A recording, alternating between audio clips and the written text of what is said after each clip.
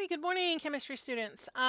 This video is going to have a couple more examples of how to determine atomic structure for elements, ions, and isotopes. Real quick, kind of starting with a summary of the last video lesson. Remember that the element's atomic number determines its identity. So the atomic number is my number of protons. If the atom is neutral, the atomic number also happens to equal my number of electrons. So remember, non-neutral elements are called ions, and they're going to have that exponent with a positive or minus sign with it. Also remember, our neutrons plus our protons equals my mass. So my atomic mass, or my mass number, is how some places refer to it, is the sum of my protons and neutrons. Now, to get your neutrons from the mass, you have to subtract. If you're using the mass from the periodic table, make certain you round it to a whole number. If it's an isotope, make certain you use the isotopic mass given to you. But it is always mass minus number. Your electrons, remember, those are your negative particles in the atom, and they are the only things that can be gained or lost. They're the only things that move around. Our protons and our neutrons typically don't, unless we're, smashing atoms together. That cation is that positive charge, and it lost electrons. So remember, you have to subtract to get the correct number of electrons. Anions, that is that negative charge, and it has gained some electrons, and you've got to add to get the correct number of electrons. So if you prefer less words, more visual, this is kind of the same information, just in more of a table format. So looking at our first four examples, notice for these four, I'm giving you their symbols. So their symbol right away is going to tell you, is it an atom, an ion, or an isotope. So anything with a charge with a positive or a negative is an ion. So I can say that this first one and that last one is an ion. The second one doesn't have anything with it, so it's just going to be a normal element, so a normal atom. And that third one, because it's a dash and the number's the same size as the letters, we know that it is one way to indicate that it is an isotope. I could have easily just as easily wrote 79 in front with a BT, and it would mean the same thing. So starting with my atom, because it's the easiest one, remember, real periodic table, fictional periodic table, they work exactly the same. If you're using that PDF version of the periodic table, you can hit Control F to very quickly search for symbols. No, you're not going to find those charges or those isotope mass, but you will be able to find the actual symbol itself. So ST is referring to element number 34. 34 atomic mass would round to 79. The atomic number is 34, which means it has 34 protons and 34 electrons. My neutrons is 79 minus 34, which gives me 45.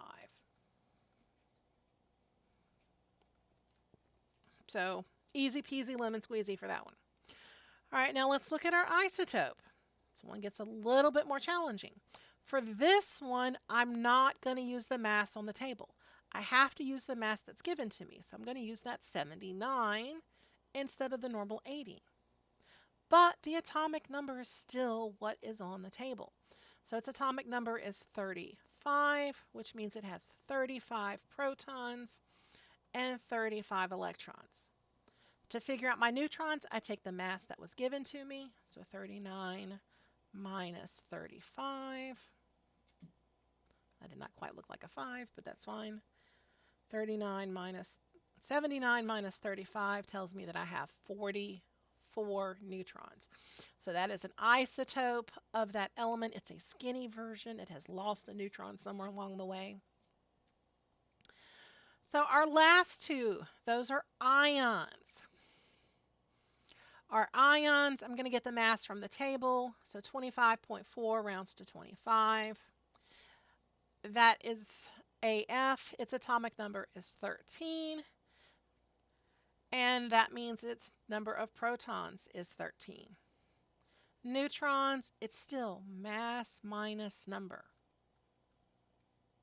So it's got 12 neutrons. My electrons, this is a cation positive charge means I lost electrons. So I've got to subtract. I'm going to take my 13 minus 3, and I'm going to get 10. So my other ion, my Tm, it's down here at the bottom of the table. Tm, its mass 127.6. That's going to round to 128. Atomic number is 52, which means it has 52 protons. To figure out my neutrons, I subtract 128 minus 52, and I got 76. So my electrons, because this is an ion, that's a little bit tricky. I've got a negative charge. Negative means I have gained. I've gained electrons, therefore I've got to add. So I take that 52 and I add 2 electrons to it, and it tells me that the Tm ion would have 54 electrons.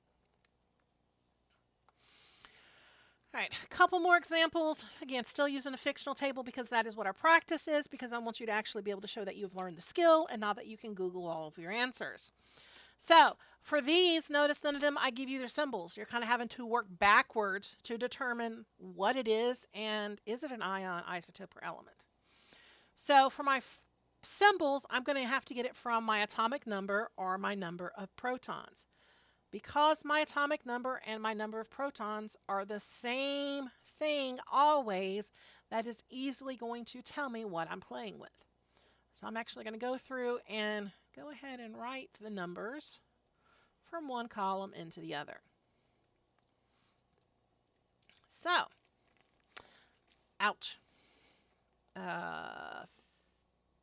Fictional table, sorry. I had to make certain I was looking at the right one. Oh, and it's in front of me. So element number 16, right here. Its symbol is S. Its rounded mass.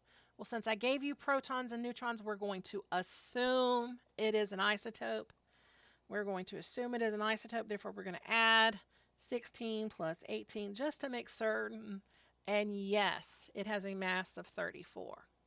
So since this mass is larger than 33, because 32.6 would round to 33, this has to be an isotope. It's a different mass and a different number of neutrons. Nice thing is, since we know it's an isotope, that means my electrons have to match my atomic number. So not too terribly bad. Looking at my next one, my atomic number is 31. Atomic number 31 is G. I did not give you neutrons, therefore you got to use the mass on the table. And I didn't give you the mass with a symbol, so I got to use, 68.0 would round to 68. So my neutrons, 68 minus 31 equals 37. So it doesn't have a, bad Miss Rains, it does have a charge. Because my protons and my electrons are not equal. This thing has lost electrons. I can see that it has 3 less electrons than it should have. So therefore, it's got 3 more protons than it does electrons. And it's going to have a positive 3 charge. Since it has less electrons than it should, that means it is an ion.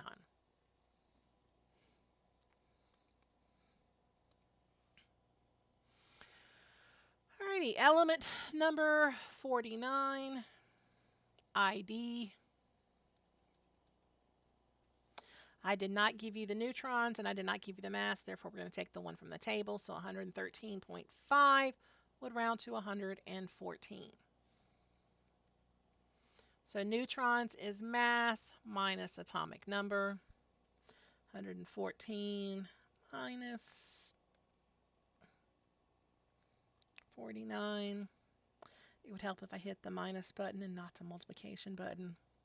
That gives me 65.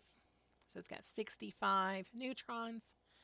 My electrons equals my protons, because I didn't say that this was an ion in any way, so therefore we're going to assume it's a normal atom. 49 electrons, and it is an atom. Alrighty, last but definitely not least, we've got element number 17. Element number 17, its symbol is Cc. Its rounded mass is 37. Therefore, 37 minus 17 gives me 20. Notice it has more electrons than protons. Therefore, it has gained electrons. That means this thing is an ion, and Cc has a -1 charge.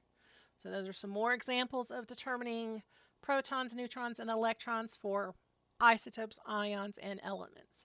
If you are still struggling with this, come see me during instructional focus, office hours, or schedule yourself one of my one-on-one tutoring sessions. This is one of those concepts that once you get it, and you're good. But it is a little bit challenging at first for some students, so do not push it off because it is hard. That is all, and make certain that you do submit your atomic structure by the due date and due time. Structure practice, sorry. Stop.